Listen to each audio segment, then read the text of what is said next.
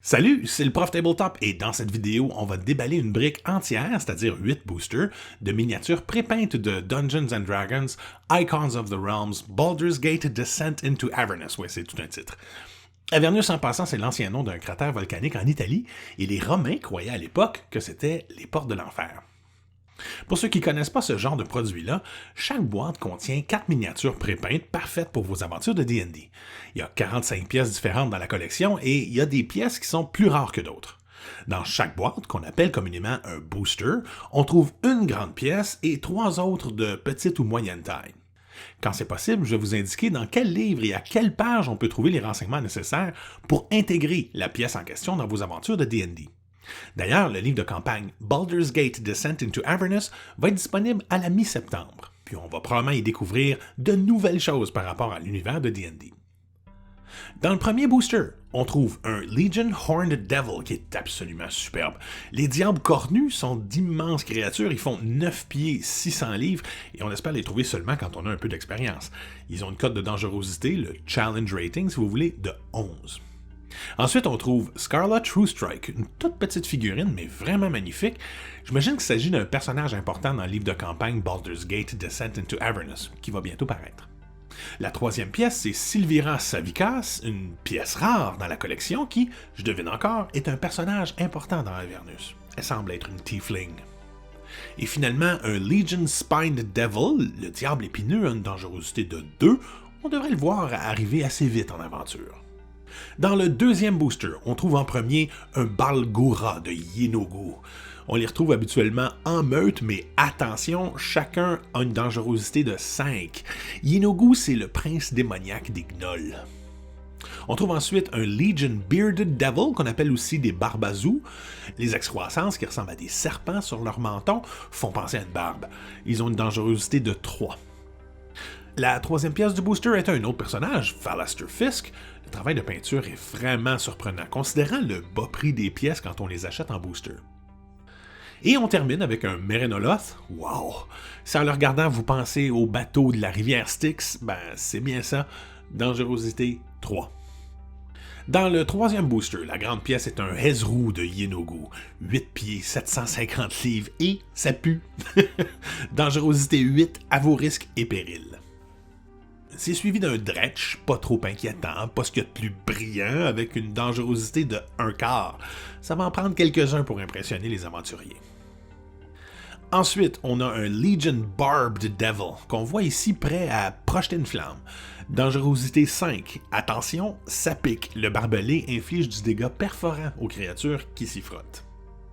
Et finalement, un Lémur, une pauvre créature de dangerosité 0, qui revient à la vie continuellement pour être tourmenté par les autres diables plus puissants d'Avernus. Mais la pièce est superbe, mais...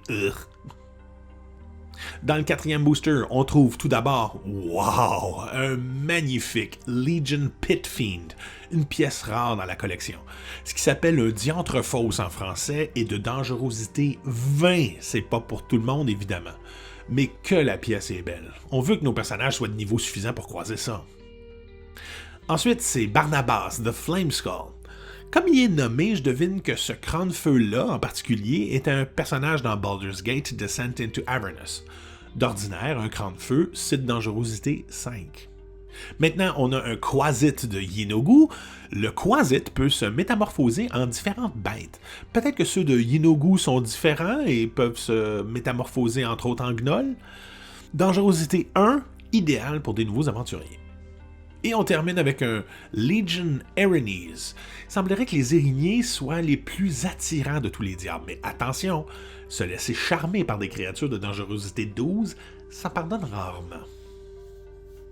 Dans le cinquième booster, la grande pièce est un Yagnoloth. Ce sont eux qui écrivent les contrats. Vous savez le genre de contrat qui est jamais très bon pour nous, là.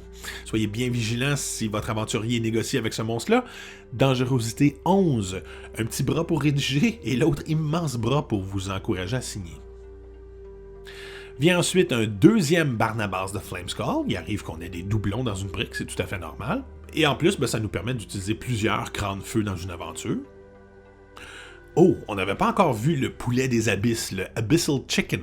On va en savoir davantage sur eux à la sortie du nouveau livre Baldur's Gate Descent into Avernus. Peut-être qu'il y aura des recettes aussi.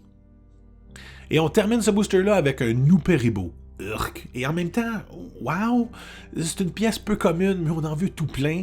D'ailleurs, ils ont tendance à se tenir en groupe. C'est pas très dangereux, challenge rating de 1,5, excellent pour les premiers pas de vos aventuriers. Dans le booster numéro 6, on commence avec un superbe Armanite. On peut en trouver des troupeaux dans les abysses. À dangerosité 7, un troupeau, ça doit être réellement effrayant. Ensuite, on tombe sur Riva Mantlemorn, clairement un personnage à découvrir dans Descent into Avernus, une pièce impeccable pour quelqu'un qui voudrait jouer une guerrière humaine. Vient ensuite un Babar, c'est un démon mineur de dangerosité 4 qui serait né du sang de Gratst, prince démon des abysses. Ça, c'est définitivement le genre de pièce qu'on veut en plusieurs exemplaires. Et finalement, oh, wow, un Red Abishai, qui est une des superbes pièces plus rares dans la collection. C'est un puissant leader des Abishai.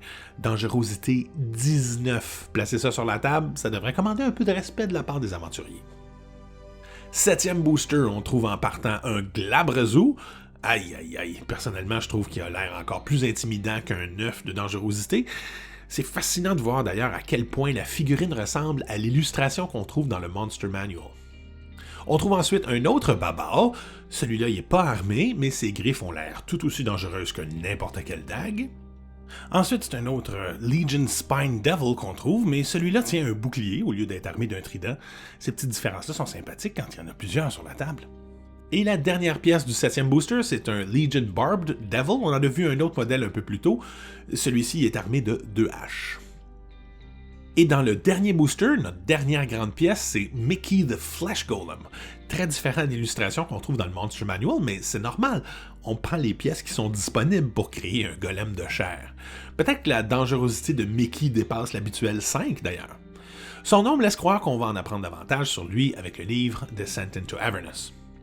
Ensuite, on a un doublon d'un Babar, ce qui est parfait, c'est exactement le genre de créature qu'on veut en plusieurs exemplaires, ce qui nous en fait 3 au total jusqu'à maintenant.